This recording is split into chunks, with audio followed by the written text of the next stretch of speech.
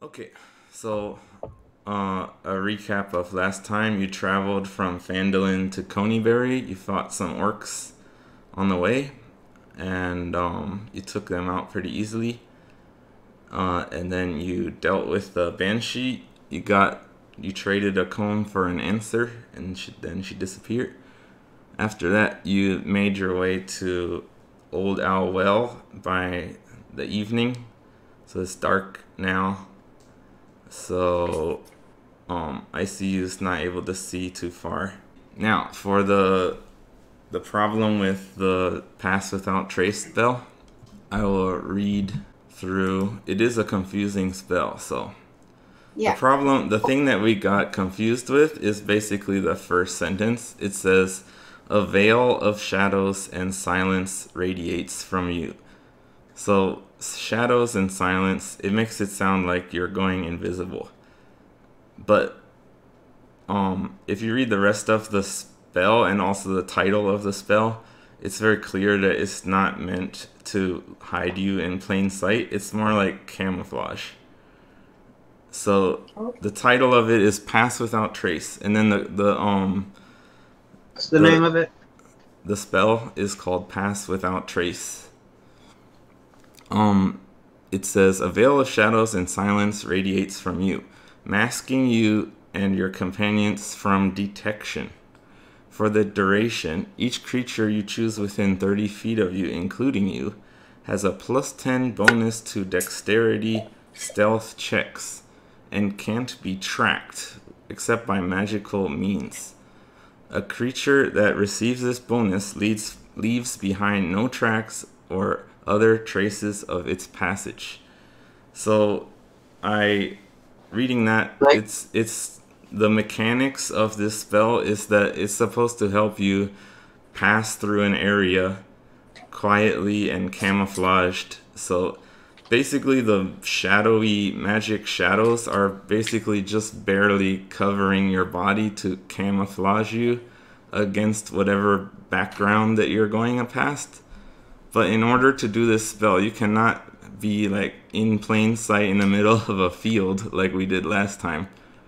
It's like wearing camouflage. It's like that's not going to help anything. And it sounds to me like if as long as you don't move, You'd have to you're have probably something to okay. hide behind, and you shouldn't be seen.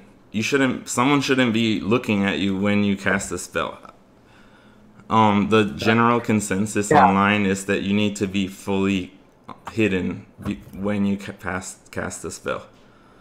Okay. So the first time we used the spell was in the forest in the session before Harvey joined.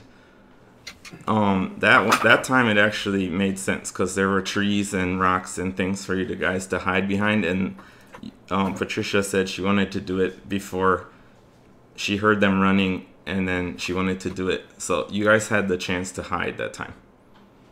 So that time it made sense. The second time in the field we used it wrong.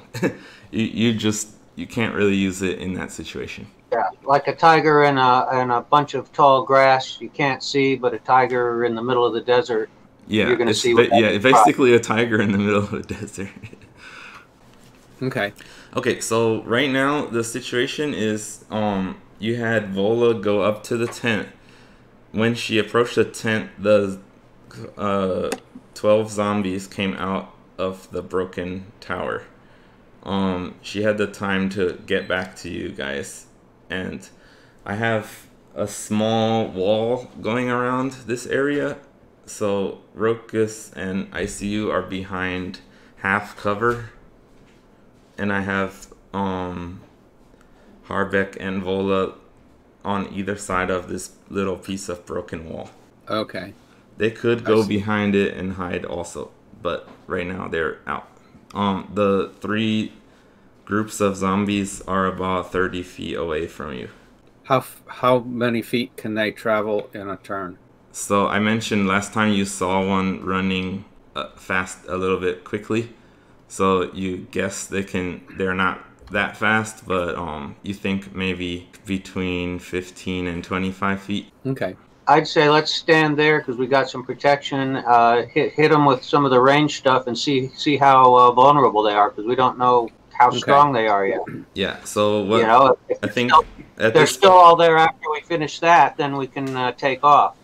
cool. So Now- at this point, I think we should roll initiative because they see Okay. you and you see them. So we should do combat order. I have a total of 8.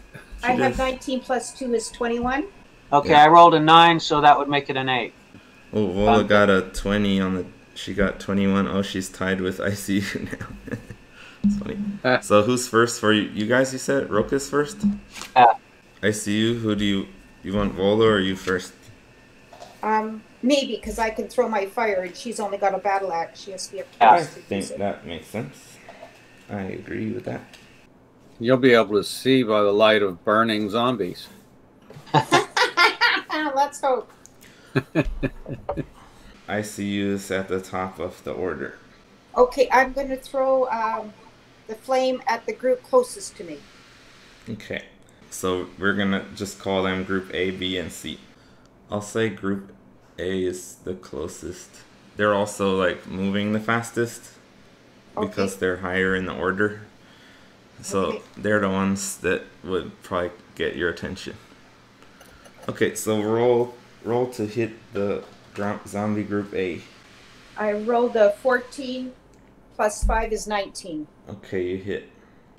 I got an 8. So it's just Okay. one of the 4 zombies in that group is taking 8 damage. Did I kill him? No. When the fire hits them, you get the sense that due to the fact that they're undead, that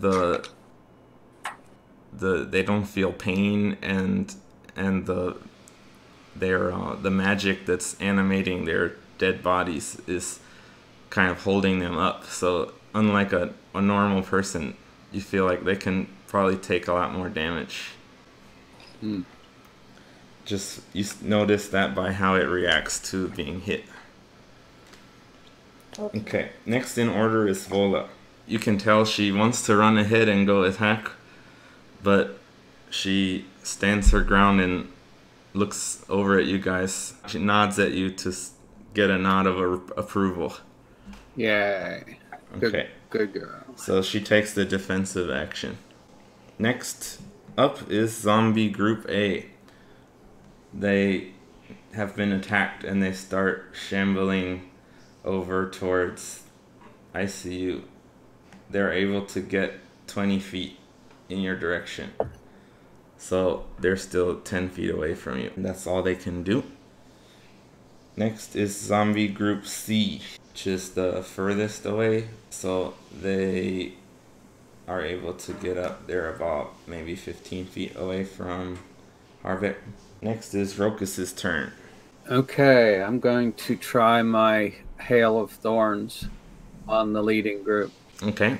And what's the distance on the spread of the thorns? 5 feet. Okay. A and B are within 5 feet of C. So you're saying if I shoot C, all of them will get it? Yeah, they'll all be hit. They're because of the way they just moved. Okay. They're now Well, within then 5 that's feet what of I'll each do. other. Yeah. So Okay. go ahead and do. First, you have to hit with the arrow before the spell can work. Right. Okay, I rolled a 13, and I have with my longbow a +7, so that's 20. Okay, that's you when you hit them, you can tell like because they're moving slowly, that it's gonna be pretty easy to hit these guys. 7 plus The lead zombie in Group C is taking how much damage from the arrow? 10 altogether. 7 plus 3. Okay. Now, because all 12 zombies are within 5 feet of that one, they all take whatever the damage is for this Hail of Thorns. Okay, and I rolled that. That was a D10. I rolled it, and that's an 8. Okay, so every zombie gets 8 damage. Yay, Rokus! Way to go! It is Harbeck's turn. The closest now- one is 10 feet from you. All right. So I do not have time to throw a javelin and then have my sword ready for the next turn, correct? Yeah, you can't do that. Okay, in that case, I will hold. Okay, defensive action. Defensive action. Okay. And then zombie group B. So it gets within 10 feet of you now. Okay. So now it's back to the top of the order, but from the tent emerges someone. Oh no. You see someone dressed in robes emerge, and he shouts, "What is the meaning of this?" You see he's wearing a red robe, and he has sallow skin and a shaved scalp. On his forehead is a black tattoo. Let's see if you guys can do an Arcana check or a history check to try to see if you can figure out what kind of person this is.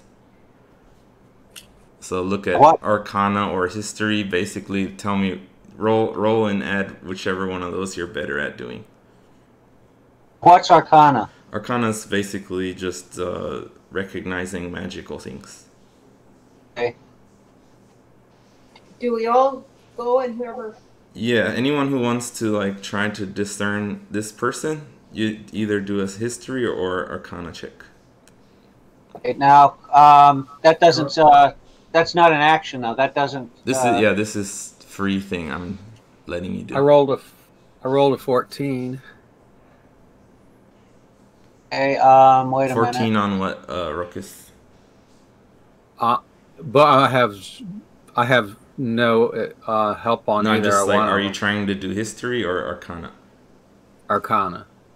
Okay, so Rokus recognizes that the tattoo is a necromantic symbol. What the hell is that? So necromancers are Animate the He dead. controls the wizards who zombies. control zombies and stuff like that. Wizards who deal with the dead. If anyone Okay. wants to do a history check, you Yeah, can. I did it. Okay, what's I'll your do it. number? Ah, shit. I rolled a 1, but I've got a +3. Okay, you don't Or- recognize where this guy comes from. If I see you, you could do one of the check. You could do a history check if you wanna try. Okay, I got an 11 plus 2, 13. Okay, so you recognize that this is the clothes he's wearing are from a far eastern land. The group is called the Thay. So basically, you can tell he's from a foreign land. He's not from around here.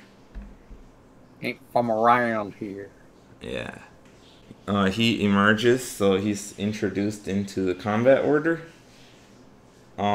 If the first person in order is ICU, so you can either fight or you can try to talk to this guy.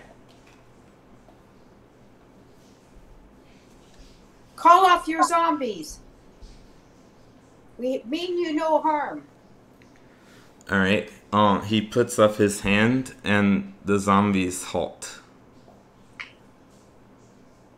They stand still. He says, "What brings you to my humble abode?" We're So here on right, a quest. by the way, sorry. Right now combat is on pause, so everyone can act freely.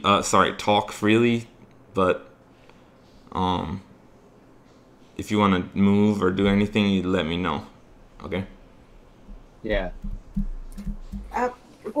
I can't remember what the old owl trouble was. Just want to find out what's going on. Yeah. That's Supposed to all. find out what's going on and report back. We're a Yeah. scouting mission. Okay. Yeah, he didn't specifically ask you to fight or anything. Okay. Okay, so he what's asked your- you, what are you doing here? We came to find out what your purpose here is.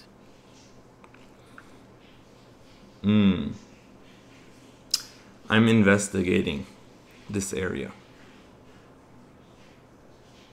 What do you want to know?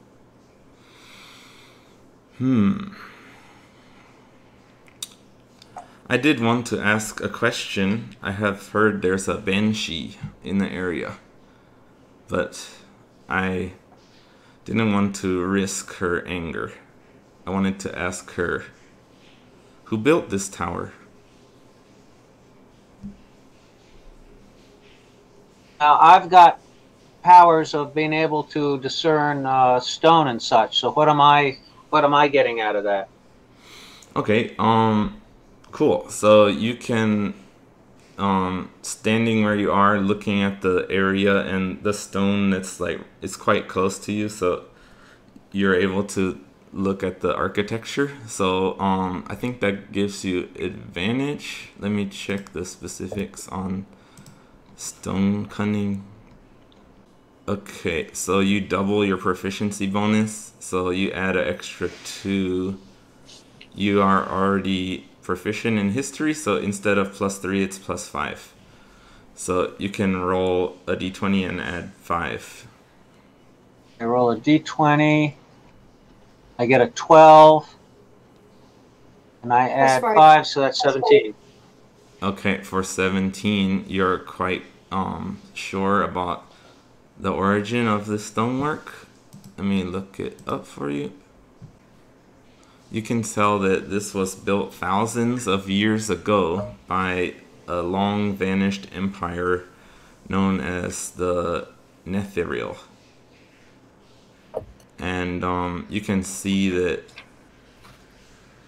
some aspects of it, you feel that it was, some of the stonework may have been done by done by a wizard's magic. Some of it looks a little unnatural to you,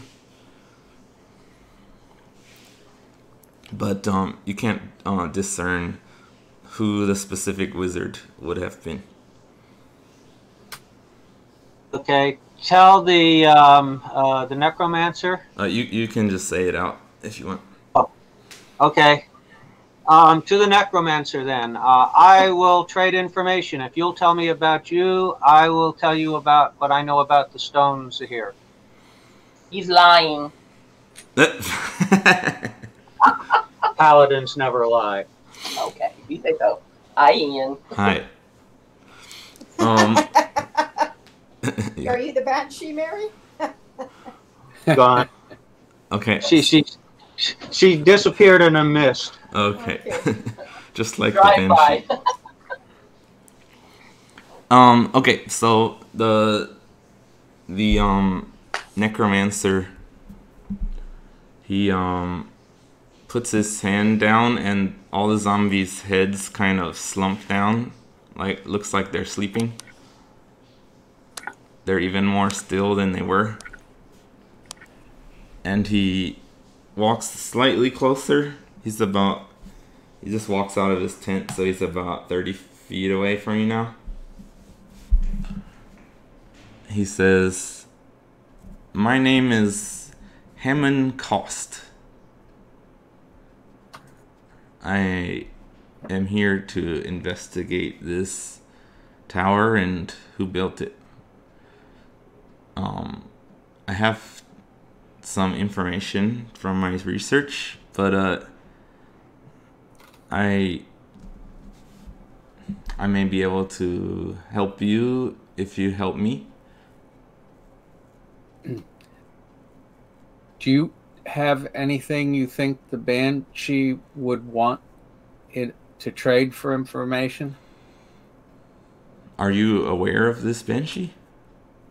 Yes, but we asked her a question earlier, and we already gave her everything we think that she was interested in. Well, in that case, you won't be able to contact her again. Oh. Well, Sorry about that. Yeah, I may be able to find others who can help me. But I do have a request. We could maybe work out something as well.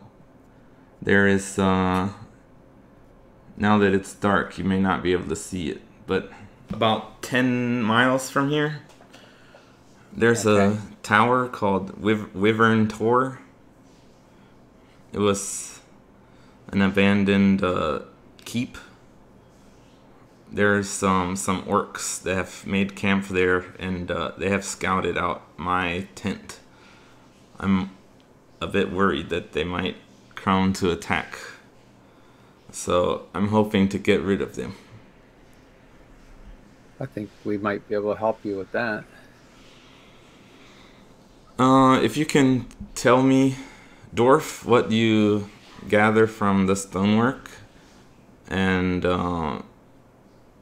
go to take out those orcs, I could reward you with some currency. Much. He goes back to his tent and comes back, and he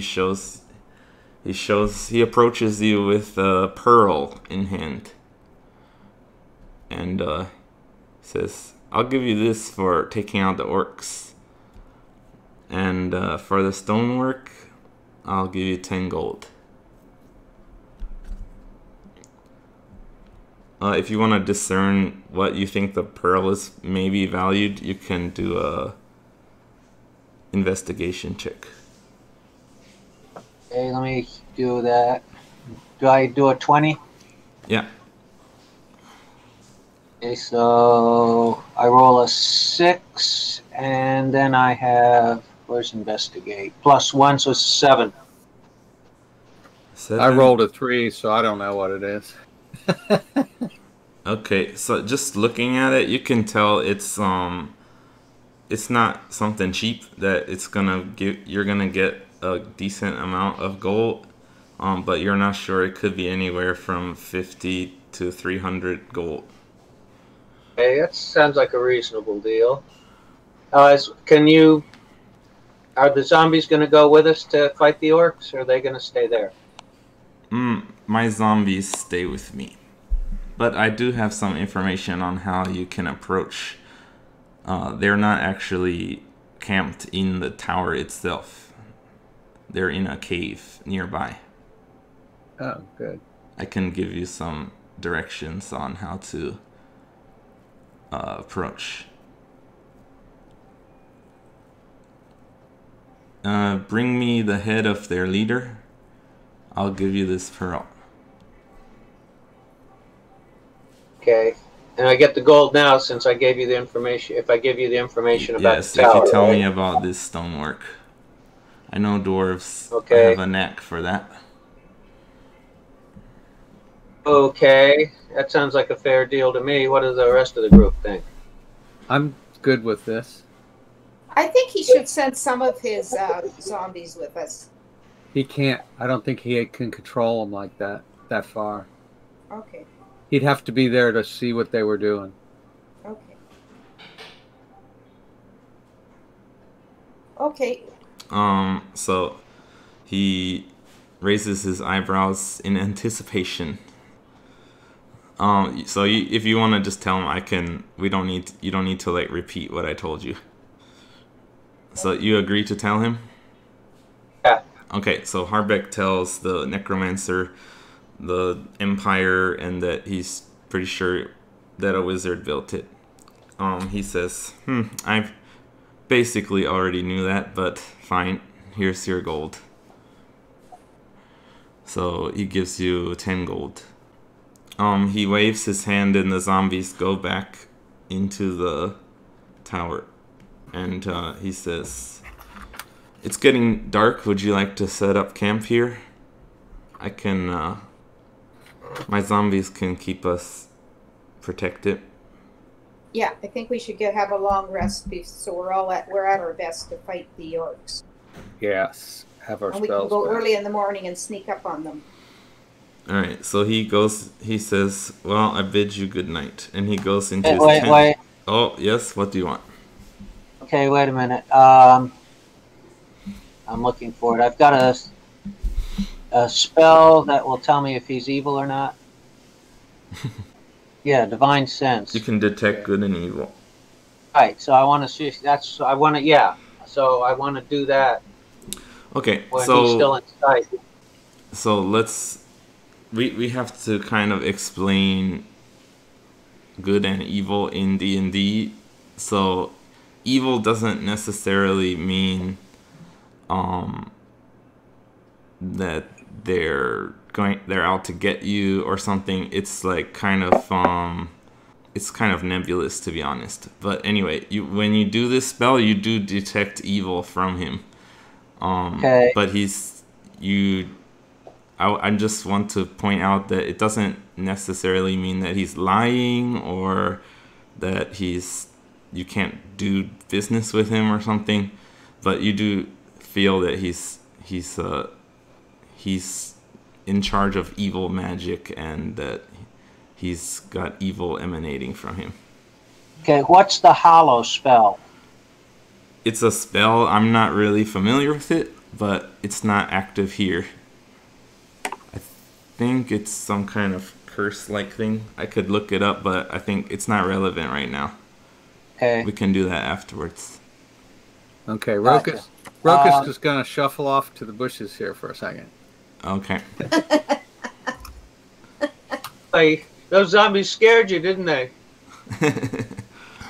Okay, so are you done? Are you gonna let him go back in his tent? Yes. But Okay. okay. So he goes in his I'm trying to tent. figure out. Yeah. Go ahead, say it. Okay, the fact that I know he's evil. That doesn't. What kind of information does that give me? If it doesn't mean he's going to try to get us in the night or something like that. I think it means that you should definitely be suspicious of him. We talked about your god and your oath. People that you're sure have done some wrong, that you feel is like Right. against. Basically, we're using like our modern sense of justice, as Right. being right and wrong. If you saw this guy, if you were sure and you had seen this guy attacking innocent people, you probably would never forgive him for that. If you're like certain that he did something evil, but as it is, you don't have proof of it. So because your god tier is a very he does care about like evidence and justice in kind of a court sense. Right.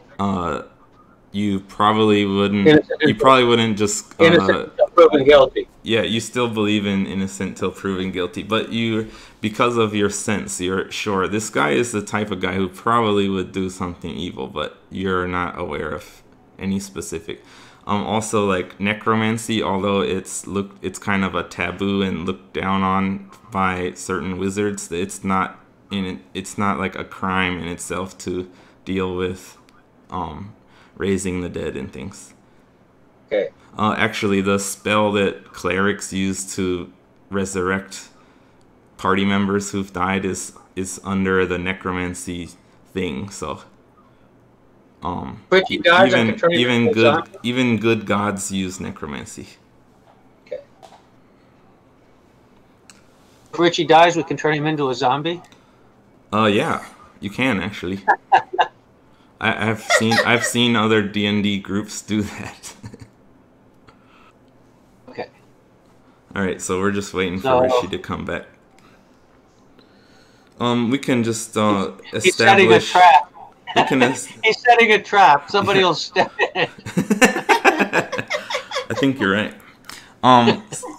Since this part you're just getting ready for rest, I think we can start rolling for the watch if you want. He has as he goes in his tent, he posts one of his groups of zombies outside the front door.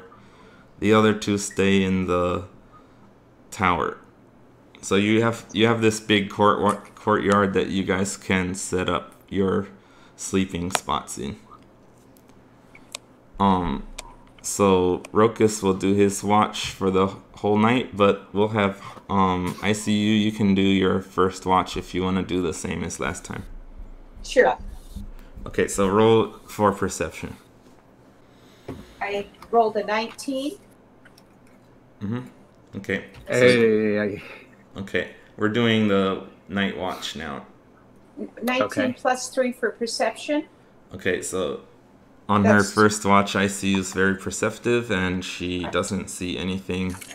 The zombies are kind of standing still; they're not moving, and you don't see anything out of the ordinary. And you're confident that you're doing a good job. Rokus, you want to do your perception check for the watch? Okay. Rolled a 17 plus 5, so 22. Yeah, awesome. You're very alert and you don't see anything interesting. Arbeck, you can do yours. 8 minus 1, so 7. All right. He doesn't do a very good job. He's he's got too interested in the stonework again. He's looking at the stone too much. And Vola, okay, she got a 14. She does a pretty good job and doesn't see anything either. Okay, and the night passes without consequence. You get your long rest, all your spells back, and hit points, I think, were not affected previously, so. And Harbeck gets his divine sense back. According to this, I get 4 divine senses, right? Yeah, per day. So Per now day, you have yeah, 4 okay. 4 more again. Gotcha. You also, in your features and traits, you have a healing ability. The lay on hands thing is a healing ability. Right. So keep that in mind if you need some healing. Okay. It's a touch based spell, so you'd have to touch someone. But you have a pool of hit points that you can give people. Okay, so I we- can give him as many. So I can give him as many as I want then. Yeah, that's the kind of cool thing about it is you don't roll for it. You just choose how many out of 15. Gotcha. But you also have a separate cure spell that you can do if you need to. Okay, Maybe we so should have- you wake up in the morning and the zombies are still standing where they were before. And you see the wizard come out of his tent and he's looking at you guys as you get situated. What did you want to say, Patricia? I was just thinking under equipment, maybe we should use some of our rations. Like, because I've got 97 pounds and Richie has a whole bunch. Like, I'm unencumbered, but he is encumbered by all the weight. So maybe we should use that too in the game, or what do you think? Oh, yes. When we rest, we should take away some rations. It's something I often forget, but I usually just try to make sure you guys, when you head out, that you have enough rations for the journey. Yeah. So Okay. yeah, if you want to subtract rations from, you've had like 2 nights. 2. So I Yeah. think you subtracted them the first time because we discussed the meal with the squirrel. But yeah, Yeah. you've had 2 more meals. Okay. But yeah, generally I just want, when we're in town buying stuff, I just want to make sure that you buy enough rations, and that I don't usually go into actually subtracting them. But yeah, we should do that. But Subtract 2 then? yeah, go ahead. Yeah. Okay, I'm subtracted 2. Okay, cool. So now I have 8.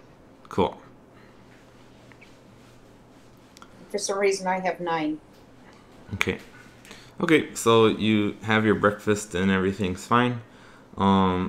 So would you like to talk to him more or just leave the area?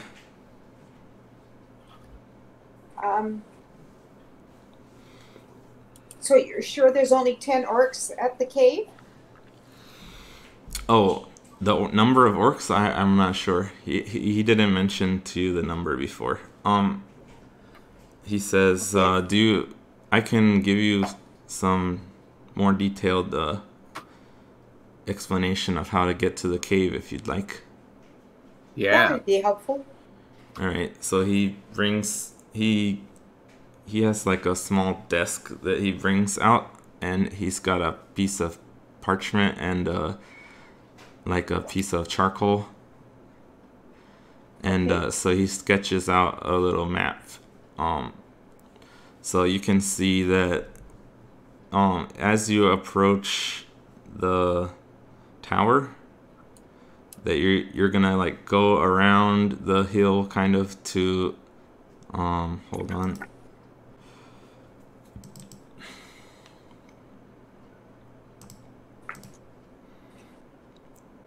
Yeah. So as you approach the Wyvern Tor is like on the top of a hill that's kind of standing alone. And if you go around the hill to the west, there's a cave entrance on that side. And he gives you some landmarks that you'll be able to recognize as you approach. He says he doesn't know how many there are, but that there is a tribe of them that's been going around. So he's not sure how many you'll encounter, but he says he thinks they usually post at least 1 or 2 guards outside the cavern entrance. Okay. I have tracking ability. I might be able to tell. I might be able to get an idea from the tracks when we get closer. Okay. So you guys know how to get there now. Yeah. So we're going south?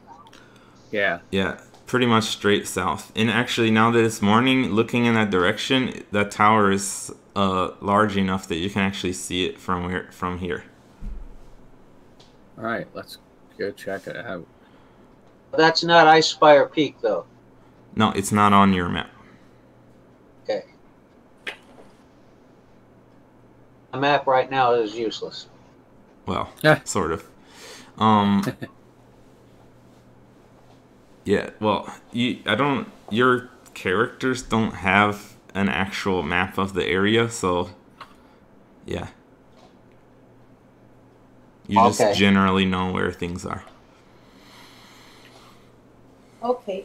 And when we get close, then we'll do the pass without a trace so we can sneak up as close as we can. Yeah, so that spell lasts an hour, so you by his directions, you get a sense of where you might want to activate that spell. Okay. Let's head out. All right. Sounds good. Okay, cool. Okay, Rokish, you can go first because you got the tracking ability. We'll do like last time, and the 3 of us will be behind you. Well, plus when we travel, well, we're not in forest, so if that's fine. So this area is getting rougher and rougher. There's fewer trees. It's very like there's lots of kind of bouldery, like large stones that you're kind of weaving in and out of. Now so let's have you roll a survival check. Okay, I rolled a 16. Add your survival. What'd you say? Survival? It's +5, so it's 21. Right. So you're confident you're doing a good job, and you're able to follow his directions and you get glimpses of the tower as you go, so it's not even that difficult. But even the weaving around the rocks is confusing to the others. But you're able to lead everybody pretty easily. It takes about half of a day, so it's like late afternoon. As you approach, you get a feeling of you see some of the landmarks that he pointed out. So you think you're about 5 minutes away from getting to the cave. So do you want to activate your Pass Without Trace spell? Yes. Okay, so we'll do it as a group stealth check, which means as long as 50%, 2 out of the 4 of you pass, then everybody will be stealthy. Yeah. Vola and Harbeck have disadvantage because of their armor. I rolled a natural 20. Okay. Whoa. And your And then stealth is stealth. +2, so that's a 32. Oh, good. That is very stealthy. But when you get a 20, don't you get to roll twice or some stupid thing? That's for damage. Oh, okay. Yeah.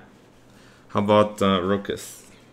Rokus rolled a 6 plus 5 and 10, so that'd be 21. What? 6 plus 5 and 10? Yeah, Oh, I okay. have plus 5 Yeah. stealth. Yeah, that's You right. said 21. 10. Okay, let's do... So Vola has to roll twice. Let's see. First number is 11. Second number is 6. So 6, and what's her dexterity? She doesn't have a stealth ability. So she's just got +1, which is a 7. Which is not very good. I thought there was a 10 base. Oh, yeah, you're right. So it's 17. Sorry about that. No, that's good. We're all in this together. Thank you. Harvick, you ready? Yep. Okay, so All right, roll your stealth I'm check. Okay. Sorry. So you are at disadvantage. So you roll the d20 twice, and you take the lower of the 2 numbers you roll. So do that first. I've got a 3 then, is my lowest. Okay, so 3 minus 1 is 2, and then plus 10 from the spell is 12. So as you continue on very stealthily, Rokus and ICU are kind of leading the way and showing you where to step, and Vola and Harbeck do their best to follow their tracks, and they're not quite as stealthy, but they're doing quite a good job following your lead. And you come up to the entrance to the cave, and you see a single orc standing guard outside. He's holding another 2-handed axe, and he's looking around. He's not seeing you guys, and he seems pretty bored, and he's not super alert looking. He's yawning. Think you could sneak up and dispatch him quietly, Richie? I could try. I can okay, do it. Looking at the surrounding area, you think you can probably get up to his side. You won't be able to like approach from behind him or anything, but you think that you can get up beside him. Either that, or I could put an arrow in him if you want to have you guys get up close to him. I can shoot him with an arrow, and then you can all jump on him. We want to do it quietly, if possible. Okay. I can try. I can use my. I have a orc killing rapier and a dagger, so I could double hit him. That's what I was. Yeah, something like that. Yeah. We can get him down. You cannot use the rapier and the dagger. Oh, just a short sword and the dagger. Yeah, because the rapier is longer. Basically, it's more unwieldy. Let me look at my. I think statistically, your bow is your best My thing. bow's the most deadly. Yeah, the orc piercer it has +5 to hit, and since it's an orc, it'll be +6. But that's still lower than your longbow, Yeah, and I damage can is the put same, pretty much. I can put it. I can put an arrow in him. I could also hit him with a hail of thorns. That may kill him, but I don't know if we want to waste that spell on him. Oh, now, who's the second best for sneaky? Well, Patricia, Yeah, I because see. she doesn't have armor. Could the two of us go up Right. and have one on each side of him? There's That's just what one I'm guy thinking. there. Getting on the other side of him would be difficult. Whoever went to do that would have to do another stealth check. I'm pretty stealthy. Why don't I try that? Okay, are you? Well, actually, are you no. planning to? That doesn't make any sense because I'm shooting the bow. Never mind. What I was thinking of is as she sneaks up, and then as she, you coordinate the attack. So as soon as the arrow hits them, she sits there and tries to keep him quiet. Okay. Okay, let me That's it. explain for the mechanics. If you guys attack from this side of him, you don't need to do another stealth check. So, you have surprise on him right now. Okay. And Patricia rolled a natural 20, didn't you? Well, the natural 20 doesn't do anything special in outside of combat. Okay. Yeah. Okay. It's just a good roll. Okay. So yeah, she can sneak up within like 5 or 10 feet and wait for you to shoot him. Okay. As soon as the arrow hits, she tries to keep him quiet. Yeah. Okay. Stab him in the throat. You or ready something. for And this? all of you succeeded on the stealth, so you can Harvick and Vola can join her over there too. Okay. Okay, so Rokus has a shot, and the other 3 are in range to do it. So I rolled a 7 and I have. Sorry, we should. plus- We still have to do initiative. Oh. Okay. So Harvey doesn't know how this works. When you have someone for surprise, when it's on their first turn, they can't do anything. So you basically get a whole round of free attacks. The only thing that's different is that once that character's turn has passed, they're no longer surprised, which means they can use a reaction, but they can't do any action or say anything. So this guy wouldn't be able to like call out or anything like that on the first turn. Right. Yeah. Okay, but we should roll initiative. I rolled a 7 and I have +3, so I'm a 10. 10. Okay. I see you. My total is 4. Total is 4. All right. Harvick. 16 minus 1, 15. Cool. And Vola got a 12. The order is Harvick, Vola, and then Rokus. And since you guys already planned for Rokus to shoot first, I think you guys can both ready your action, Vola and Harvick. So once your action, you can take your turn after the arrow hits. Right. Okay? Okay. So we'll have Rokus actually do the first attack. Okay. He's ahead of the orc. I rolled a 13 plus 7 to hit, so I got a 20. That hits. Roll for. Are you gonna do the spell? No.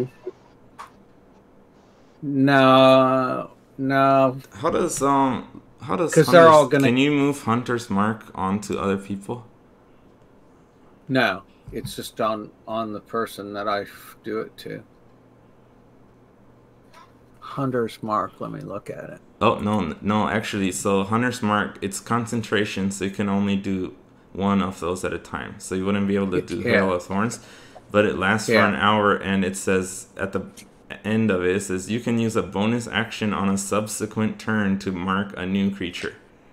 Oh, I So- didn't realize that. Yeah, so you can actually do... That's probably the best thing for doing now. So if you go into the cave to fight more, within the next hour you can keep switching that. Use that as a bonus action. So you can shoot... You can use your bonus action to switch it to your new target first, and then use your action to attack them. Okay. Let me look So would at you it. like to do that? Sure. Okay. I'm just looking at it to see what it actually does. It just gives you an extra d6 on top of whatever your arrow damage is. Okay, so it's a D8 to start off? Yeah.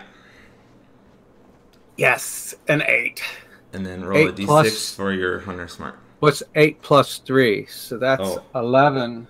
And then a D6? Yeah. A 1. 12. Harbeck and Vola see the arrow hit.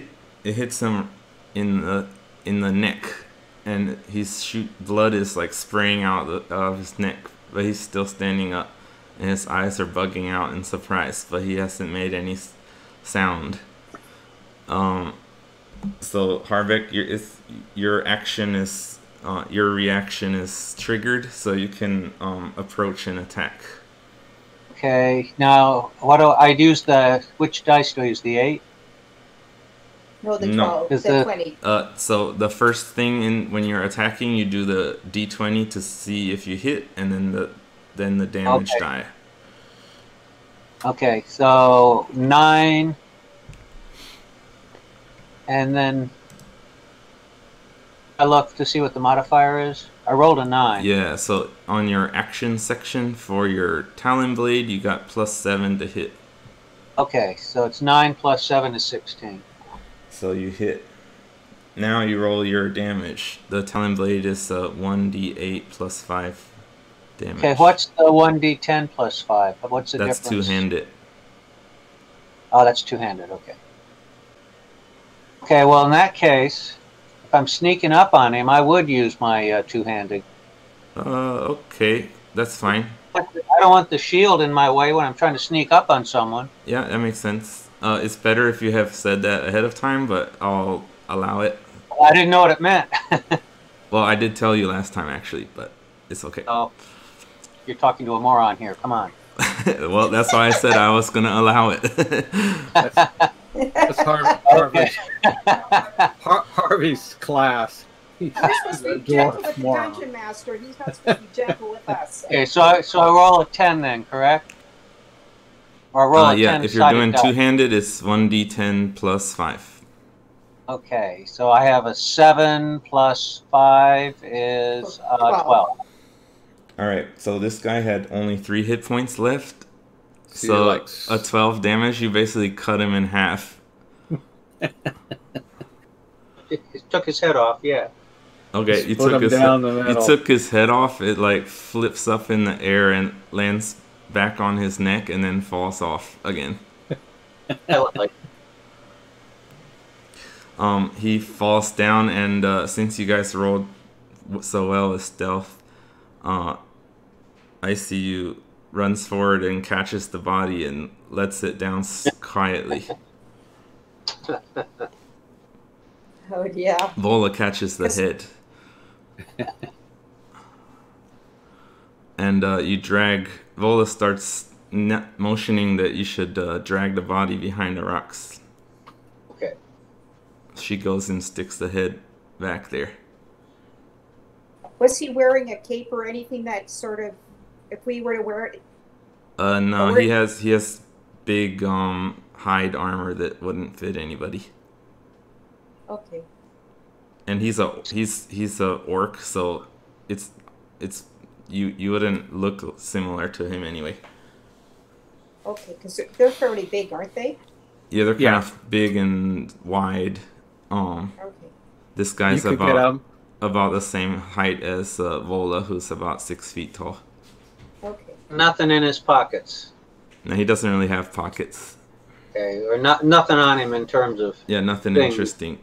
You search him, Okay. you don't find anything good. Okay, so Rokus we're gonna- mentioned last time he wanted to take a tooth. I was going to keep track of how many we kill and then just collect all the teeth, all the tusks. Yeah, he has long. Don't spend your time doing it right now. Yeah. No. Okay. No, I'll do that. Cool. when So we're done. this guy has been dispatched. So you guys are. You can see the way into the tunnel. You can see it's very dark in there. But no one. You successfully took out this guard, and there's no one coming to the rescue for him. Can I ask you a question, Ian? If I produce flame and hold it in my hand so I can see, Yeah, you can do that. Will that show through the fog? That will alert people to where you are. Okay. But you might need that for seeing. Well, okay. But can I put a But rope around? the spell also gives you silence, so if you're approaching, at least you'll still be quiet. Okay, or else What? I could put a What? rope around Rokus and hold on to that, so I'm close to him because he can. You see can things just in put the your dark. hand on his shoulder or something. Okay, Yeah. I'll put my hand on his shoulder. But Okay, I'll leave. just during combat, yeah, I guess if you primarily use your fire spell, you'll be able to hold the flame for a moment, see where they are, and then throw it at them. So you'll be, as long as you keep using that fire spell, I will Okay. allow you to see during combat. But in others, if there's some other situation that comes up when you're not holding that fire, you're gonna be at disadvantage because you won't be able to see. Okay. How many Okay. fireballs? And How many please help me fireballs- remember to do that because I keep forgetting to do that. Do what? To put you at disadvantage when you're in the dark. No, that's fine. Yeah, because you're the only one that has that, so I always forget. Okay. I'm gonna hold on. Let's go, Rokus. I got my hand on your shoulder. Okay, and I'm ditching the longbow and picking up my Shield and my rapier? shield and rapier. How about, Harbeck, you had two-handed. Are you gonna go back to sword and board? Yeah, I'm gonna stay with sword and board, or Okay. go back to sword and board. Yeah, okay. So, I guess Vola and Harbeck have dark vision, so and they're the tough ones, so they'll probably lead the way. Gotcha. Okay, Roku. Roku? That's like a streaming device. Right. Okay. Whatever the hell his name is. Rokus. Like Hocus Pocus. Rokus. Okay, Rokus.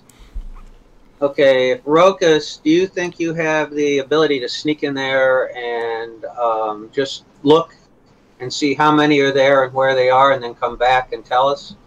Sure. Okay. You can do that if you want. Okay. I'm gonna. Okay, Rokus so you thinks still you can do that. have the pass without trace spell, but because you're entering the cave, we'll have you do a new check, but you still get a +10 on top of your normal stuff. So you want to do that, Okay. I rolled a 17 plus 10, 27 and then +5, right? plus 5. Yeah. So you're extremely stealthy. Let me see if anybody notices you. I highly doubt it. Actually, what's the total number? Pretty sure it's impossible. That would be 27. Be what? 32. Yeah, Yeah. it's impossible. There's even if I roll a 20, they're not gonna see you. Okay. Okay, so you start sneaking down the hallway. It's all natural cave. Hasn't been carved. You come to a kind of fork in the cave. Uh-huh. One side is kind of small, and one side is larger. But at this point, it's narrowed to about 5 feet. The smaller one is is like it's like you'd have to like squeeze to get through there. Okay. But there's a small, you can see a small opening beyond that. Can I smell or feel any movement of air or detect anything? The air in here is very stagnant, and you can smell orcs coming, and something. You're not sure what the other smell is, but you smell some pretty nasty body odor kind of smells coming from the larger hallway. Okay. Peering down the very skinny one, you don't see anything in that little room. Okay. Well, then I guess I'll continue up the big way and Okay. see. When you get to you go about 5 more feet, maybe 10 feet more, and it widens into an open cavern. It's kind of a heart shape. Okay. You're kind of at the pointy part of the heart. Okay. And so you see 6 orcs and an ogre. Ah. Oh, only a face a mother could love on payday. What's size-wise? How does the ogre? Yeah, that's the next thing I wanted to tell you is so dwarves, humans, and half orcs and orcs are all medium humanoid size. Right. But the ogre is a large giant, so it's a larger size. There are some game mechanics that factor in with larger size. But generally, it doesn't come into play too much. But they take up. They're a bigger target. That's I easier. think large still takes up only 1 square, but no one can stand in the same square with them. He sees 6 orcs and an ogre, and they're kind of loafing around. They're kind of spread out throughout the cavern. Okay, so it's a fairly big cavern then. It's a bit cramped in there. Now, when we come to the fork, which direction is the big? You take a left. Make a left. Okay. Okay, so I guess I'll go back and tell everybody. I'll say, look, there's a heart-shaped room up ahead. When we get up, we bear to your left. There's a small passageway. We could try checking that out too. Actually, before I come back, let me crawl down the little passageway and see if it enters that room too. As long as I have 32 stealth, I should make the use of it. Okay, one more little bit of information. On that heart-shaped room, you can see there's like another like pretty small opening off of it that looks like it goes into a small contained room. It looks like there might be boxes in there. Okay. And that is that off to the right? Yeah. Or the left? It's kind of hard for you to see it from where you are without like entering the room. So it's like all the way to the right. Okay. But the little tunnel's to the left. No. When you entered, you took a left. Oh. Okay. Okay. Once if you wanted to go back and explore that little tight squeeze part. Yeah. I just want to see after you do that, I can show you the map. Okay. Okay, so you go back there and you want to squeeze through that crack? Yeah. Okay. So you're able to do it. It's not. It's something that it takes a moment. So like, if you're doing this during combat, it would take a whole turn to get through here. Uh-huh.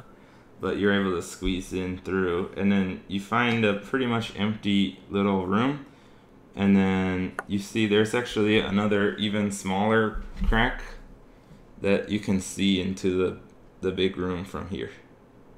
Okay. And Could you shoot an arrow through the crack? Yeah, it's big enough that you could you wouldn't have the view of the whole room. You'd basically only be able to shoot straight through it. But you can see a couple orcs through that crack, so you could shoot through this hole. But your view of the room is very limited. Okay. Okay. Is there anything else in the room? It seems like no one comes in here because maybe they're too big. Oh, okay. Or at least you can tell that there's no way the ogre could possibly get in there. Yeah. The orcs probably could squeeze in, but it doesn't look like they bother coming in here. Okay. Okay. Well, I'm gonna scramble back and tell everybody what I've found. Okay. So you go back and you report it, and part of you reporting it will be I will take a picture of the map and send it to everybody. Okay. So what did you find there, Rourke? Yeah, Rokas. You call me Rokas. Okay, Rokas. What did you find there, Rokas? What I found was there's a big heart-shaped room up ahead. We're going to bear to your right as we go along the passageway. There is a small entrance. We're going right or are we going left? We're going right. Follow the bigger tunnel. And that takes us to a heart-shaped room. There's six orcs and an ogre in there. And the ogre is a big guy. Off to the other side, at the fork, through the little left-hand track. I'm sorry. We're going. Am I getting this backwards? I posted the picture now. Oh, okay. There you go. We're gonna go straight up to the left, but there is a way to the right where I can see in the room a little bit, and didn't sound like there was a good enough view in there for me to just go in there and stay in there and shoot arrows into there if we were gonna fight. What I would suggest is Richie could go into that right-hand chamber because he said he could see some of the orcs there. Yeah. Okay. He could, shoot at them from there. Eventually, they're going to figure out that they can't get in through that little opening. So they'll start to come through the big, through the other area there. You could ambush them, and then you could ambush them when they come to deal with me. Try to come deal with me. Right, and what I'm thinking of is if we set up the where we're set up for the ambush is right where at the just beyond the entrance of that little the little tunnel Richie had to squeeze through. Yeah. While we were fighting him, he would be able to go to the other end of the room where the opening is and fire down that hallway into the guys while we're fighting the other ones just on the other end of that lip there. Oh, yeah. You see what I'm saying? I can flank them from there. Yeah. Sure. That makes sense to you, Ian? I'm pretty sure I know what you're talking about. Yeah. So he's basically gonna have Vola Like when you'll kind of back up and then you can shoot out of the other Yeah. other one that you squeeze through. Yeah. And So in other words, Rich would be in the little room, and the other three of us would be right in front of where that opening is.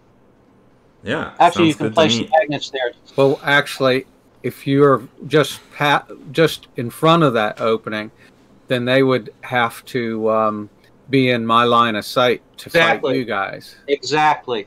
Yeah. I think that's a very smart plan. Vola is smiling ear to ear. She says, "This sounds very good." Okay, that sounds like a great idea. I'm gonna go in there. I'll use my hunter mark and shoot. Can I wait until the ogre is in view, or will I have a shot at the ogre? Well, yeah, you don't have a shot on the ogre right away, but he's in the right hand side, so he'd have to pass by your arrow slit. Yeah. In order to get out of the room. Okay. But you wouldn't have a shot on him from the beginning of combat. Okay. Well, I will shoot whoever is going to be likely to move out of my line of sight. So I'm going to be shooting the furthest to the left as possible. That way I'll have more shots at anybody coming from the right. How smart are ogres? Do a history check to see if you've studied history them. check? Okay, wait a minute. I rolled a 3, and then I've got a +3, so that's 6. You don't really know much about ogres from your studies, but you've heard they're not scholars. No, they're just fighters. I rolled a 9. I don't know that much either, I guess. Yeah, you need over a 10 for this. That's what I'm hoping, and this won't affect our plans a lot, but what would be nice would be if the ogres, if you shoot an arrow in and then make some noise, the ogre may sit there and try to get through that little tiny opening. Yeah. Keep shooting arrows into his face while he's trying to get at you. Oh yeah, we'll see what happens. Oh. I'll just start. You might want to make some actual noise about, so they'll know that that's where the arrows and stuff are coming from. Well, I could just make a noise till one of them looks to see what it is, and then shoot them in the face. Yeah. And hopefully so we're hoping the ogre's so stupid that he'll just keep trying to blunder into you, and he can't get through the opening. So you should be able to get a bunch of shots in on him if we can do that. Well, let's give it a try and see what happens. But our plan B is we'll catch. We'll have to do that for the orcs anyway. Okay. So yeah. They're definitely going to have enough brains to go out of the big tunnel. So yeah. And, okay. Do we have to Do we have to throw our dice again to go with the order, or are we staying in the order we did outside? Well, I have another idea. Yeah. If would Icy and I be able to both shoot down the narrow passageway from that room? Not the crack into the big room, but down the small passageway to the junction. If on every turn you used your movement to switch places, you could do it, but you couldn't stand side by side and do it. Okay. Well, how about this, guys? How about Vola and Harbin block the Harbeck block be at the junction if if Icy is it wide enough for us to stand shoulder to shoulder? Yeah. Okay. It is. Good. All right, so I see you. Do you want to go into the little room with Rokus and swap If places as if you fight? come into the little yeah, room, because I have Well- to stay close to Rorik anyways, because it's dark. okay. Now the other thing though is that from that little room, she can cast a spell of making smells. That would get their attention, and they would definitely want to see what was going on with that. That might lure them to come over to that opening. Yeah, you could try that. Yeah, that sounds good. And I could throw the spell of Hail of Thorns on them. You'd have Get to his- stop your hunter's mark. Okay, that's right. Well, I'll just use the Hunter's Mark then, and I'll just keep shooting at them. Yeah. So that's Druidcraft. That's that spell. Yeah, that's a cantrip, so you don't need to use a spell slot for it. Okay. And then from that vantage point, we can take turns shooting down the narrow passageway, and if they try to squirm down there, I'll break that bottle of fire on them, and they'll have to crawl through fire on Sounds top pretty of us. good to me. Okay. What should the smell be? Roast beef? Well, instead of that, why not break the bottle in front of the opening there? So they'll have to, whichever way they go, they'll have to go through the fire. Well, if you guys Okay, so for the fire, that bottle is not like, it's not powerful enough to really slow them down with they're not gonna like take fire damage going through that. Okay. Yeah. not even in the little No, you have to confined hit thing? you have to hit them directly with the bottle basically to get any damage with that. Okay. Okay, well, It's Well, we can basically still because shoot the down there. mechanics It of the dies down too fast. well, Yeah. yeah, basically the mechanics of the game, you can't just build like fire bombs that are more powerful than magic spells, you know? okay. Yeah. Okay. They work good at the beginning of the game. Yeah. Okay. Yeah. Okay. Yeah. They're not really that powerful. You could use it for distracting them, or maybe if you threw it right in someone's face, you might blind them temporarily or something like that. Okay. Or you might if you threw it on the ground, it might be a place that they'd avoid, but they could probably run through it fine, pretty much. Okay. Yeah. Okay, well, from what I understand, we've got Rokus and ICU in the small room, and then Vola and Harbeck back at the lip where you guys would be able to flank whoever they're fighting. Yeah. Okay, so your idea is that you're gonna start attacking them through the hole, and then they're gonna want to run through the big cavern to get to you, and then they're gonna encounter Harbeck and Vola. But we're gonna start off the thing with A smell. Icy making a roast beef smell. Okay. I think that's good, but let's One other thing, Richie, Yeah. or Focus rather. You know, after you shot your arrows and the first time around, and they're milling around. Yeah. Start making insults and things like that to the ogres to try to entice him to try to try to get to you that way, because he's too stupid to realize he has to go around to get to you. Okay. Yeah. I'll do my best. Well, you're good at insulting, so I should be doing pretty good. Okay, I've cast the roast beef smell. Okay, we're not. It's wafting into the crack. Hold on. He's trying to do something. We gave him a pretty complicated set of instructions there. Let's give him a break. Yeah. Harvey. Oh. on your character sheet, click in the side of the square above where it says inspiration, and you'll see a sunrise looking thing. Yeah.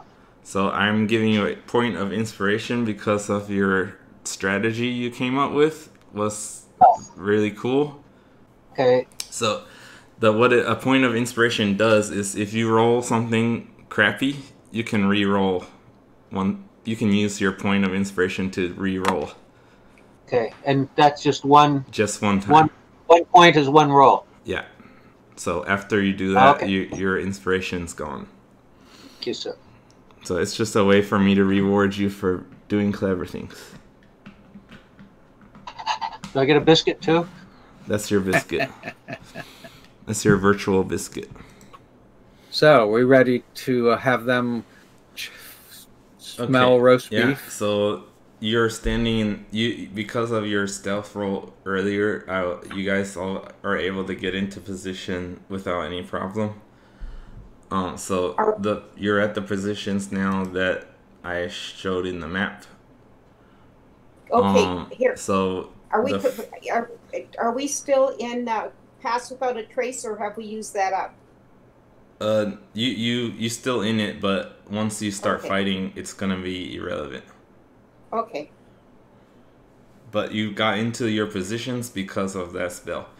You're able to do it quietly, so they have no idea that you're ready to attack them. Okay? Okay. Yeah. Because the smell thing is not a combat thing, you can do that before the actual combat starts. Yeah. So the light green one in the upper left is the ogre. Mm-hmm. It has the O on it. Actually, I probably should have used that one for the one with the O, but that's actually a stronger looking orc. The one with the O. Okay. Like a orc leader. Yeah, Rokus thinks he might be a leader. Alright, cool.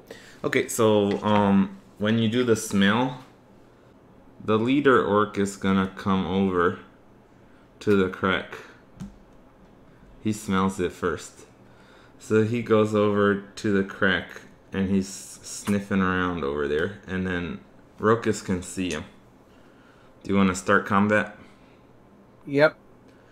The group will be surprised, but you're probably only gonna have sight to see this guy because he's in the way of the crack now. Yeah. Okay, so now we should do initiative. I already rolled it for the enemies, so let's do. I did Vola's already, so go ahead for Rokus. What's yours? I rolled an 8, so that's an 11. All right, ICU initiative. I rolled a 20, and initiative is 0, so it's a 20. No, your initiative is +2. Okay. Oh yeah, two. I was looking at investigation. I didn't get up close enough. 22 then. Yeah. You rolled a natural 20? Yeah. Yeah, but it doesn't matter for I know. What a waste. What a waste. What did you have, Richie? I rolled an 8, and I have 3, so it's 11. Okay. All right, Harvey. What's 4 Harvey's? minus 1. 4 minus 1, 3. Wow. All right, let me put these in order now. All right, so I have 1, 2, 3, 4, 5, 6, 7, 8, 9, 10, 11 different combatants lined up here in combat order on my cards. You only told us about 7. No. I'm counting you guys. Includes us. Oh, okay. We're fighting. We're not sitting there watching. Yeah. So yeah, it's a lot of stuff, but ICU has the best initiative. Can I just duck down? Sure, I'll let you do that, but if she rolls a 1, she's gonna hit you. Okay? Yeah. So a critical failure will be an attack on Rokus. Alright, so Rokus is in a kneeling position to shoot his bow. And ICU's throwing fire over top of his head. Or could she stick her sword through there? No, it's too far. Okay. Especially with you in between. That's like 15 feet. Okay. Okay, cool. So I will allow her to attack over your head. Okay, I rolled a 2. Plus 5 is 7.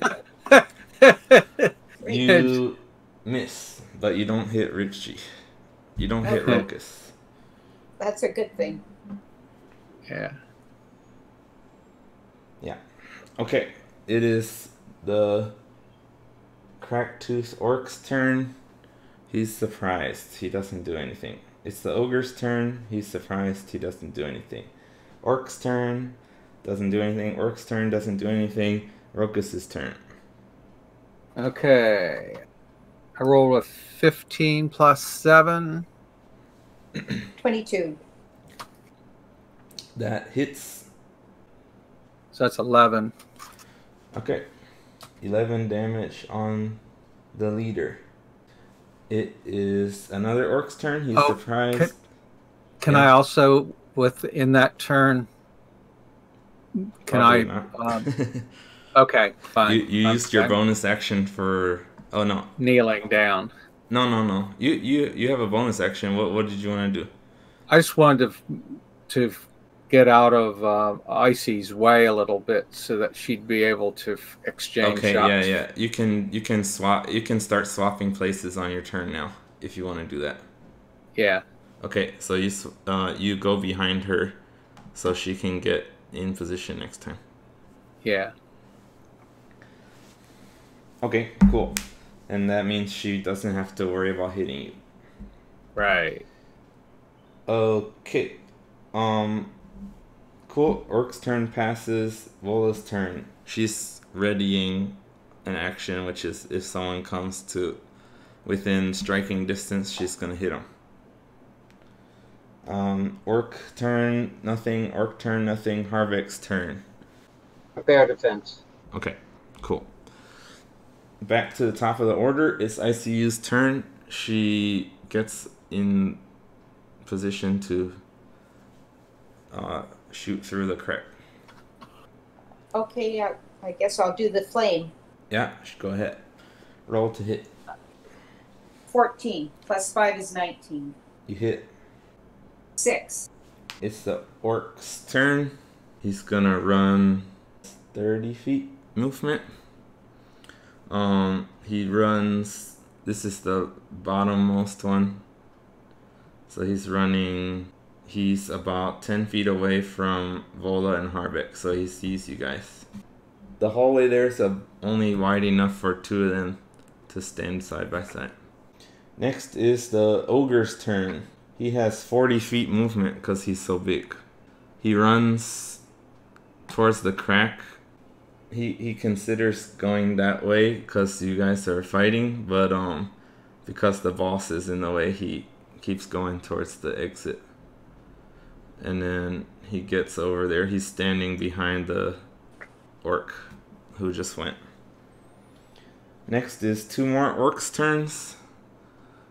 The yellow one and one of the black ones, they start running towards the exit. So they're all lined up, kind of single file there. Now it's Rokus's turn. Oh, so ICU, she on her turn will say, you guys prepared to switch back. So after she did her spell, she used the rest of her movement to get out of the way. So Rokus, Okay. you can get into position now if you want to. Okay. Yep. And who can I hit? You the leader orc is still in front of you. Okay. His turn hasn't come up yet. Okay. Beyond him you can only see one more orc. Okay. Well, I'll shoot the leader orc again. Okay, go ahead. 18 plus 7. That hits. 25. Roll your damage and your harness mark damage. 6 plus 3, 9. And the D6 I drop. Here we go. 1. 10 total. Oh, pretty good. He's still up though. Your movement to get out of the way again? Yeah. Okay. Another orc's turn. The other black one. He runs. So it's not. Has the leader gone yet? Not yet. Okay. Okay, he's kind of out of everyone's vision. You can't see him, but he's near the entrance. Okay. Or exit, I guess I should say. Next is Vola's turn.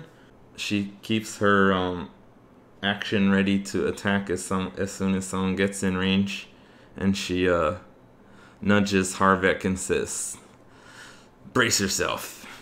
And next is the leader Orc's turn. He can see there's nothing he can do to get at you two, so he gets out of the way. He gets kind of down behind all his henchmen and gets out of the way so you guys can't shoot at him anymore. He's kind of at the back of the line. After that is a bald orc. He's the only one who's left in the top half. He runs down past your vision and gets near the boss. So now Rokus and ICU cannot see anything through either of the cracks at the moment. But we can go get ready on next turn, so we'll be doing the same thing, taking turns shooting at them through the narrow passageway. Next, in the last person in the turn order is Harbeck. So you still don't have anyone to swing at. You want to do prepare defensive or offensive? I'll still prepare defensive and yell out to. Now, can I see all of them at this point and what order they're in? You can see an orc and then the ogre behind him, and you can see a bit of the next orc. I'm yelling. The orc is in the number 2. Aim for him. They hear you. On their turn, they can get in position. Go for the ogre. It's back up to ICU. It's your turn. You can see down the crack that you came into the room from, but you don't see anyone yet. Do you want to prepare your fire? Sure. Okay, so whenever the orc shows up, you're gonna hit him. Okay? Okay. And that is happening right now. The orc runs up in front of Vola. So he's gonna get hit by Vola and ICU right now, because you both prepared actions. Okay?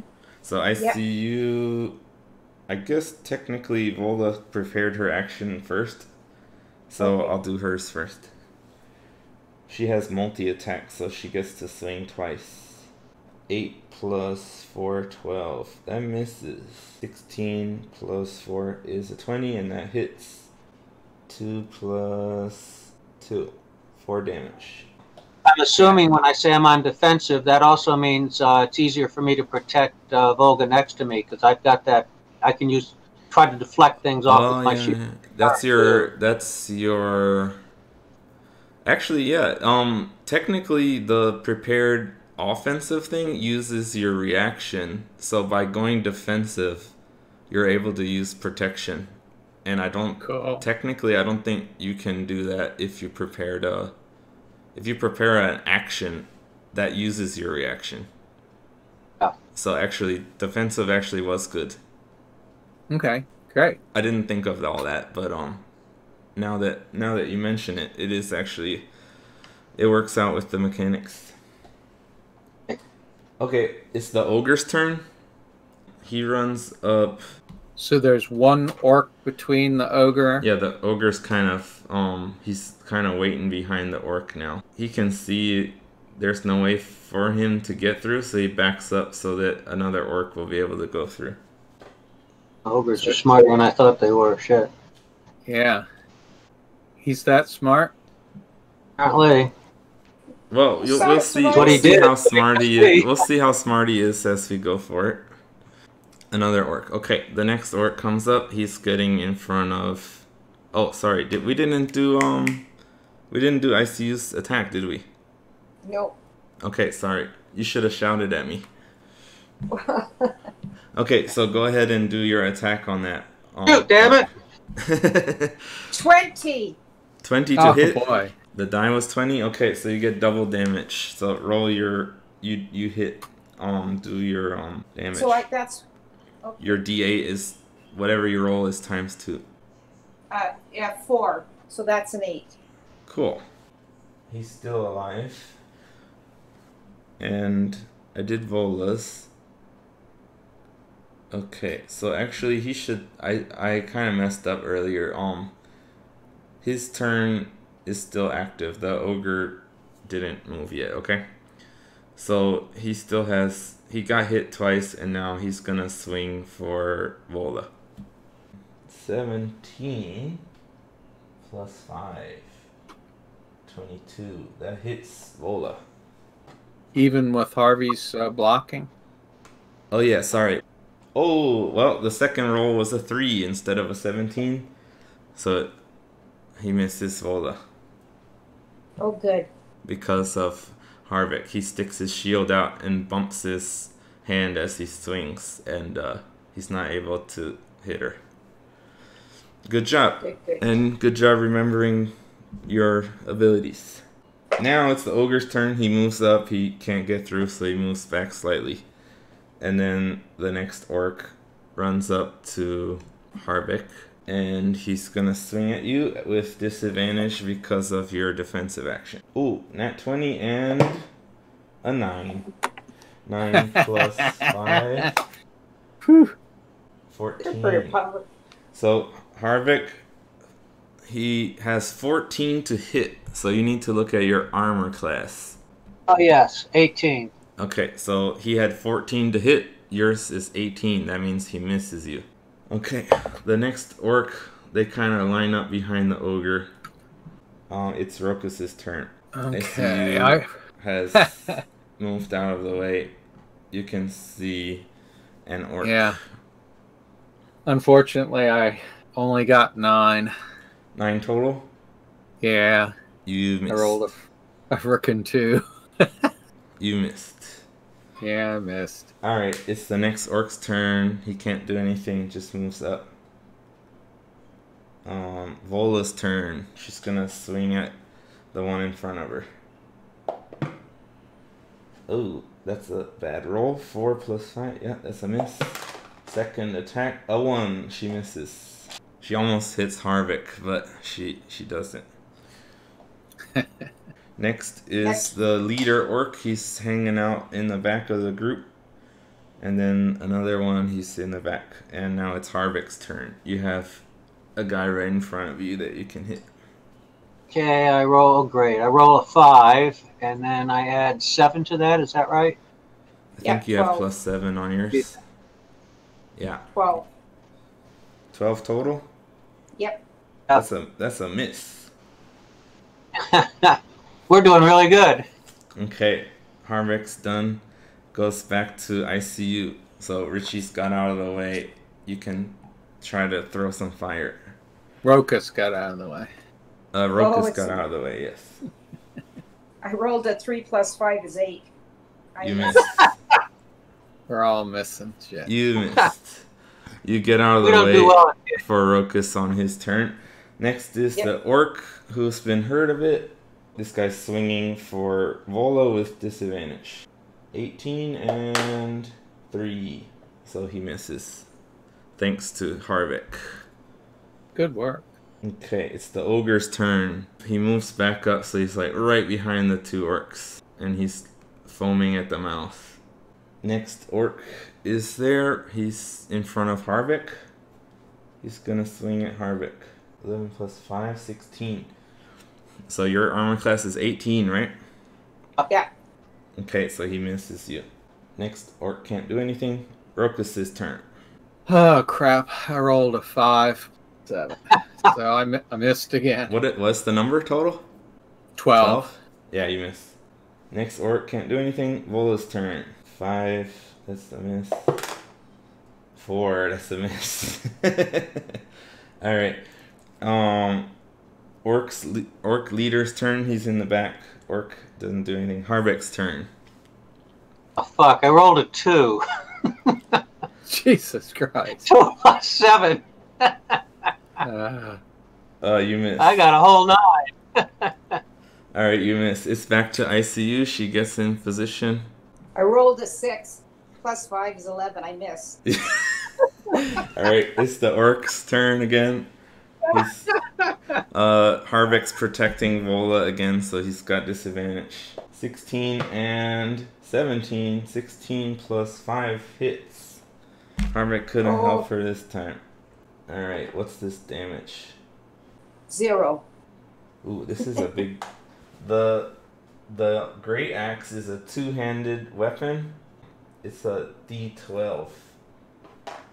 So a dangerous die to roll.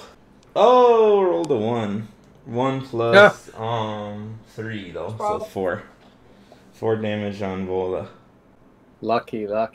Okay, so this is the one in front of Harbeck. He's gonna swing at Harbeck. Ooh, 19. So he hits you.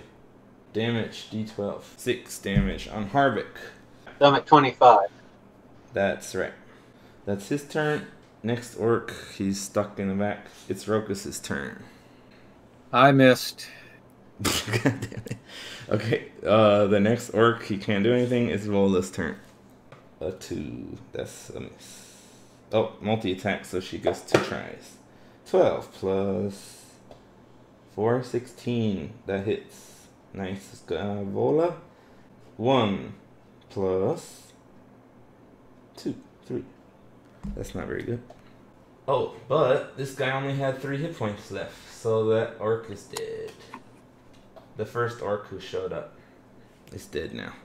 Now, is the ogre behind him? Yeah, that's right. So the ogre is blocking the way of the other guys. Sort of, yeah. It's the leader orc. He can't do anything. Next one can't do anything. It's Harbeck's turn. You have the one in... Oh, did I do the wrong one there? It doesn't matter. I rolled a goddamn 3, so I've got a total of 10. Yeah, you missed. Okay. You're doing really well. Well, at least your plan of taking the heat off of your 2 ranged guys is working really well. So you haven't taken much damage, so that's good. All right, so it's back to the top of the order. It's ICU's turn. I rolled a 9 plus 5 is 14. That hits. Oh, goody. Whew. You're gonna hit the one in front of Harbeck. Okay. I rolled a 5 on the D8. All right, cool. You hit him. Who did I hit? The one in front of Harbeck. It keeps moving out of the way of my sword. Okay. Okay, it's the ogre's turn. He's getting frustrated, so he's gonna attack the orc in front of him. Holy shit. Because he wants to kill you guys so bad. You better roll good. You better roll good then. 18 to hit. That hits. 2d8 plus 4. Who did he hit? The orc. Okay. 2d8? Yeah. 2d8 plus 4. He should have killed him He because we does already hit him 15 damage, which is enough to kill him. And he smashes I him had and 5 damage on him, he right? smashes the orc flat and steps on top of him. And now he's in front of you guys, Vola and Harbeck. You see a giant ogre foaming at the mouth and eyes bulging and stepping on his comrade's dead body. He's big enough. Maybe we can hit him. Sheesh. He roars.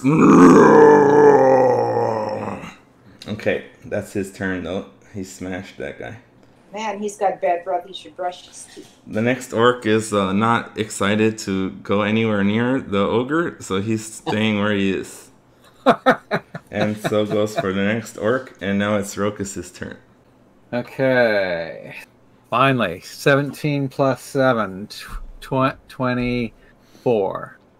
So I got a 4 and a 4, so he takes 8. 8 damage? Oh, wait a second. 8 plus 3. 11. 11.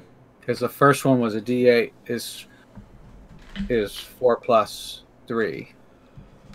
And then on the D6 I got a... Yeah, cool. 11 damage. He doesn't look like he noticed, but he took it. He Did he even might. scratch himself? He's not paying attention to things like arrows. Next orc is staying where he is. Vola's turn. She's gonna swing at this big bastard.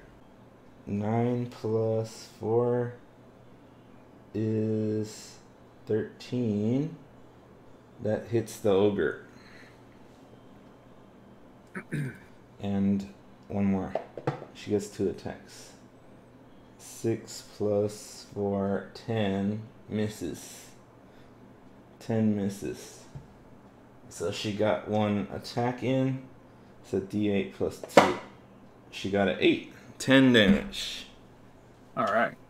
The ogre still just frothing and looking at her as he gets hit. Orcs are hanging out. Harbek's turn. You got a giant dude in front of you. Got an 8 plus 7, so 15. 15. You hit. Yoo. So I got an 8 plus 5, so that gives me 13. It is ICU's turn. I'll do the fire again. And I rolled a 19 plus 5 is 24. You hit. And my damage is only 2. Damage is damage. It's the ogre's turn. He takes his great club over his head and swings down for Harbek. 7 plus 6, 13. That misses you. Oh, good. Boom! The great club slams into the ground in front of you. So that the other Next are orcs can't do anything because he's in the way, right? Yeah, next 2 orcs can't do anything. They don't want to go over there. So it's Rokus's turn. Okay, I got 11 plus 7. That hit. 18. 2 plus 3, 5 on the first, plus 2, 7 more. 7 total. Orc turn. Oh no. Yeah, orc turn. Vola's turn. 13 plus 4. That hits. 11 plus 4. That hits. 2 hits from her. He's got to be dead by now. 4. No, he's pretty tough. Yeah. 6 damage. He didn't even notice an 11 hit on him. What is he at, 100 or something? I don't know. Alright, she got 2 hits on him. He's still up, but he's looking pretty bad now. He has no Okay. damage? He's starting to show weakness. He was already showing weakness, but now he's looking pretty bad actually. Orc, Harvick's turn. The ogre is panting in front of you and bleeding profusely from his belly. 11 plus 7 is 18. You For the hit. hit. Roll damage.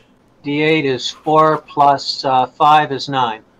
Alright, you stick your long sword into his belly and slice it from side to side and disembowel him. His guts come pouring out onto the floor and it stinks and he falls backwards dead. Boom! Everyone can hear him fall. He's dead and gone. Jeez. His smell still lingers. But the other orcs are going to have to crawl over him now to get to us. That should slow him down, right? Yeah, but because they're still pretty close behind, they're still gonna be able to get to you because of their speed. But if they're slipping on the guts and stuff, that should be a disadvantage. Yeah, they have to do rough terrain, which is double distance, but they have 30 feet movement and they're about 15 feet away, so it takes them their full movement just to get to you. Now it's my if that turn? makes sense. That makes sense. Okay, it's ICU's turn. Yes, you see. Can I see? You don't see Can I anything see them? actually because the ogre is dead and the other ones haven't had a chance to move yet. So you can just prepare your fire if you want. Okay, that's what I'll do. Okay, so directly after your turn, you have an orc come in your sight, so you can do your fire now. I got an 18 plus 5 is 23. Okay, you hit. And my damage was 7. Hit. It's his turn. He sees Vola looks a little hurt, a little worse, so he's gonna go for her. I'm protecting her. Okay, thank you for reminding me. So I'll roll with disadvantage. 2. I don't think I need to roll twice to figure out that's gonna be a miss. Yeah. Okay, this guy misses you. Vol, I mean. Next orc, he lines up in front of Harvick. He's gonna swing for Harvick. 12 plus 5, 17. So yours is 18, right, Harvey? Yeah. Okay, he misses you. Barely. Now this says armor class. Does that take and count the shield as well? Yeah. If you remove the shield, it'll be 16. Gotcha. The shield is 2. Yeah. Okay. It's Rokus's turn. Okay, 10 plus 7, 17. That Yeah. hits. Okay, he takes 6 plus 3, 9 on the 8, and plus 2. So he gets 11.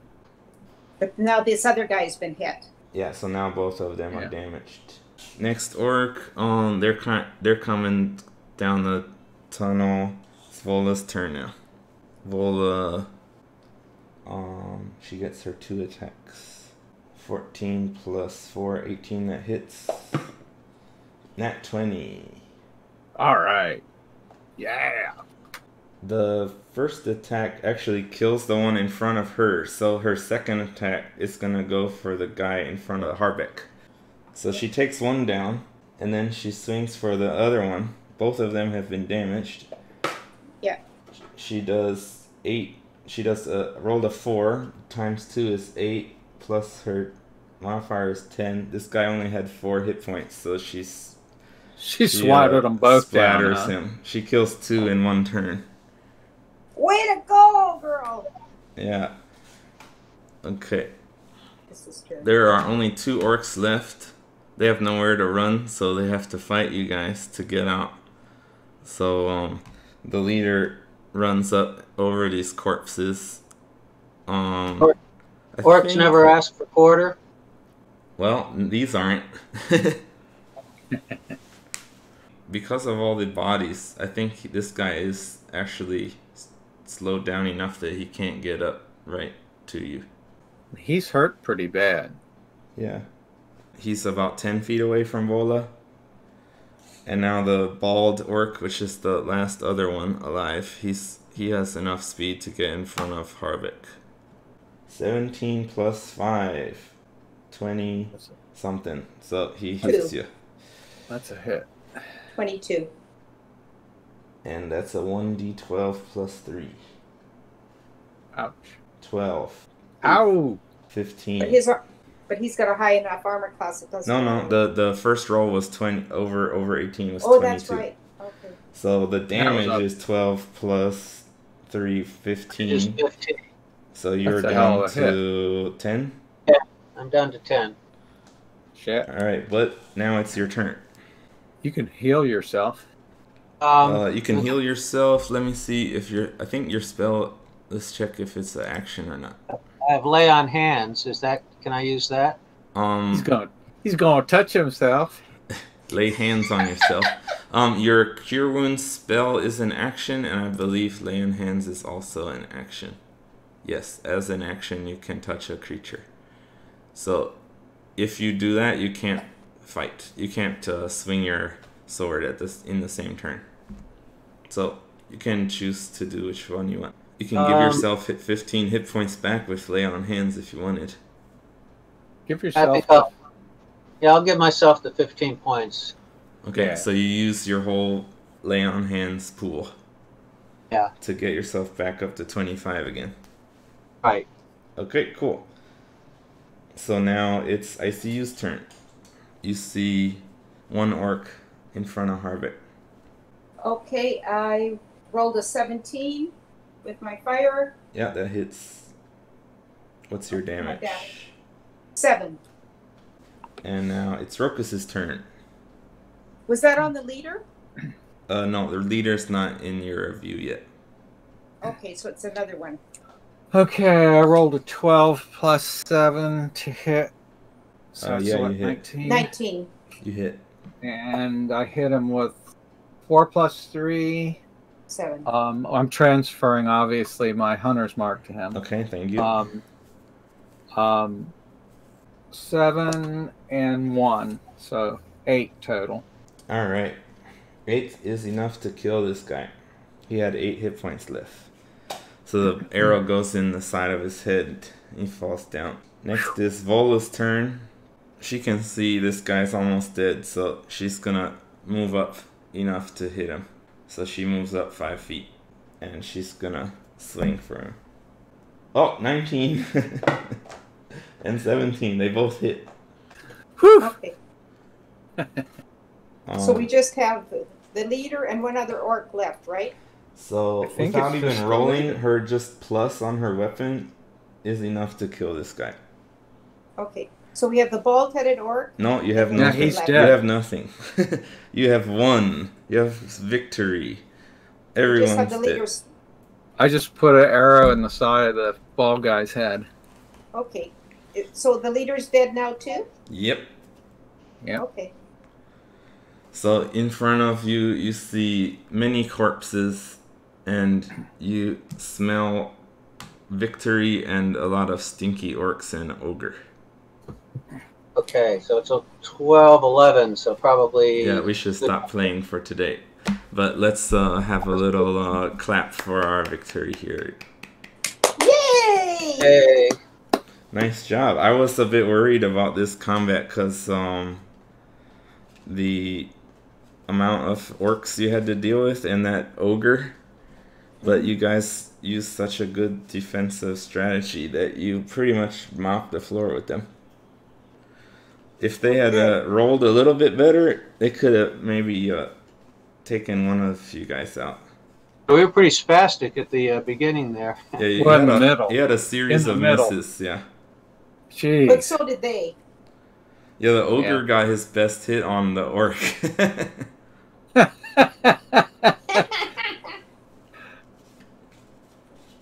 Okay, so when are we going to do this again? Do we know yet? Next weekend, I'll have my D&D group that I play with as a player on Saturday, so we can probably play on Sunday.